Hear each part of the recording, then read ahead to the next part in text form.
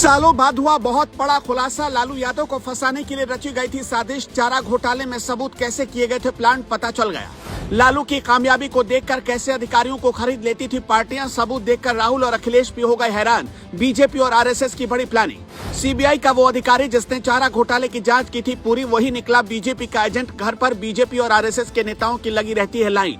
जिसने लालू यादव को चारा घोटाले में फंसाया उसे बीजेपी ने इतना बड़ा इनाम दे दिया, आप सोच भी नहीं सकते। जिसने लालू यादव को जेल भिजवाया वो बीजेपी की गोद में बैठकर क्यों खेल रहा।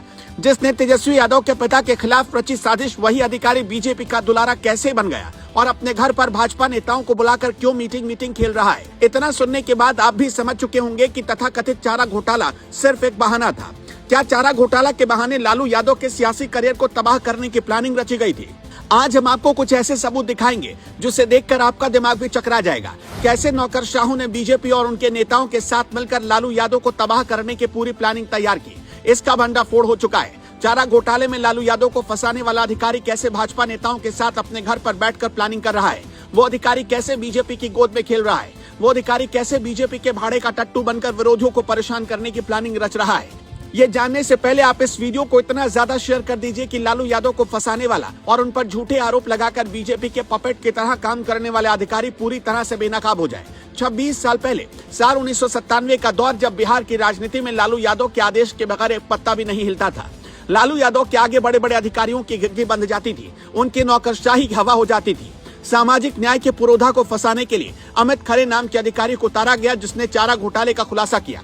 लेकिन बाद में यह पूरा मामला सीबीआई के पास जांच के लिए चला गया और इसके जांच अधिकारी बनाए गए यूएन विश्वास, उपेंद्र नाथ विश्वास। सीबीआई के इस अधिकारी के भीतर कैसे राजनीतिक महत्वाकांक्षा बढ़ती चली गई और राजनीतिक महत्वाकांक्षा में ही इसने पूरे मामले की जांच की। अब ये भी देख लीजिए। सबसे पहले यूएन विश्वास ने ममता बनर्जी से हाथ मिलाया और ममता सरकार में मंत्री बन गए। लेकिन आजकल उपेंद्र नाथ विश्वास के घर पर बीजेपी और आरएसएस नेताओं की बैठक हो रही है। ममता बनर्जी और लालू प्रसाद यादव के गठबंधन इंडिया गठबंधन को हराने की प्लानिंग रची जा रही है। अब हम आपसे एक सवाल पूछना चाहते हैं, आप हमें उसका जवाब जरूर दीजिएगा। क्या आपको लगता है कि सीबीआई जैसे बड़े संस्थान में बैठा हुआ एक अधिकारी अगर किसी पार्टी विशेष के लिए काम करने लगे तो वो किसी मामले की निष्पक्ष जांच कर पाएगा? बेशक आपका जवाब होगा नहीं। जब किसी अधिकारी पर पॉलिटिकल इन्फ्लुएंस इतना ज्यादा हावी हो जाए तो जाहिर तौर पर वो अधिकारी ईमानदारी से काम नहीं कर पाएगा, बल्कि वो पार्टी विशेष के एजेंट के तौर पर काम करेगा। और यहाँ भी लालू यादव के मामले में यही लागू हुआ। अब हम आपको 3 बिंदुओं में समझाते हैं कि कैसे लालू यादव को फंसाने के लिए सियासी चक्रव्यूह रचा गया, जिसके सबसे बड़े किरदार उपेंद्र नाथ विश्वास यानी कि एक सीबीआई के पूर्व अधिकारी बने। पहली वजह, उपेंद्र नाथ विश्वास अब तक 3 पार्टियों में रह चुके हैं। इससे ये पता चलता है कि नौकरी में रहते हुए ही वो राजनीति में दिलचस्पी लेने लगे थे और नौकरी छोड़ते ही वो पॉलिटिक्स में उतर आए। ऐसे में उनके नेतृत्व में लालू यादव के खिलाफ पॉलिटिकल वेंडेटा के तहत जांच की गई। दूसरी वजह, जब चारा घोटाले की जांच हो रही थी तब केंद्र में कांग्रेस की सरकार हुआ करती थी और उपेंद्र नाथ विश्वास का कांग्रेस से पुराना रिश्ता भी सामने आ चुका है।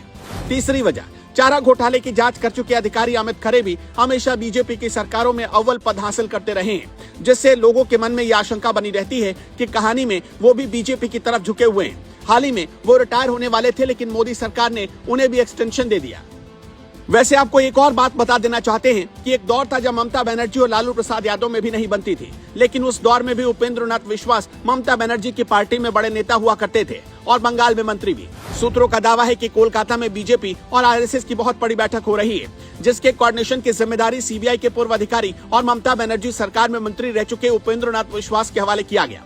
दावा तो ये भी किया जा रहा है कि ये बैठक उपेंद्र नाथ विश्वास के घर पर ही होगी। तो अब आप ही बताइए, क्या आपको भी लालू प्रसाद यादव के खिलाफ चारा घोटाले की कार्रवाई बदले की कार्रवाई लगती है? और क्या जानबूझकर उन्हें जेल में रखकर बीमार बनाने की साजिश की गई? हमें कमेंट सेक्शन में अपना जवाब जरूर बताइएगा।